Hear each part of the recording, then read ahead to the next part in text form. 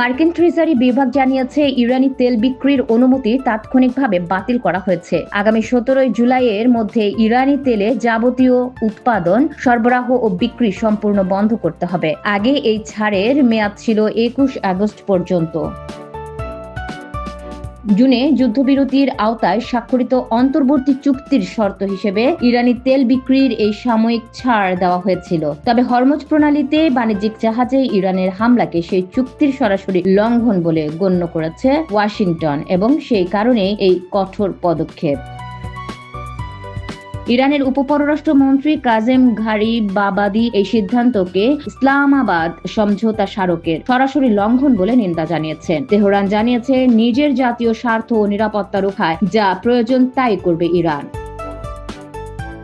বিশ্ববাজারে ইরানি তেলের সবচেয়ে বড় ক্রেতা চীন। এই নিষেধাজ্ঞা পুনরায় কার্যকর হলে চীনের জ্বালানি সরবরাহে বড় ধাক্কা লাগতে পারে বলে আশঙ্কা করছেন বিশেষজ্ঞরা। একই সঙ্গে অন্যান্য এশীয় আমদানিকারক দেশগুলো বিকল্প উৎস খোঁজার চাপে পড়বে। ইতোমধ্যে আন্তর্জাতিক জ্বালানি বাজারে এর প্রভাব পড়তে শুরু করেছে। হরমুজের সর্বশেষ উত্তেজনার জেরে অপরিশোধিত তেলের দাম ব্যারেল প্রতি 69 থেকে লাফিয়ে $73 উঠে গেছে প্রায়। বিশ্লেষকরা সতর্ক করছেন, পরিস্থিতি দীর্ঘস্থায়ী হলে দাম আরও অনেক বাড়তে পারে।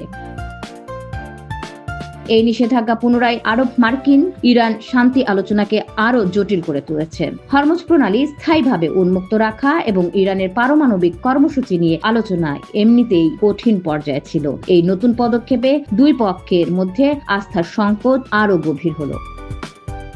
ATV USA international desk.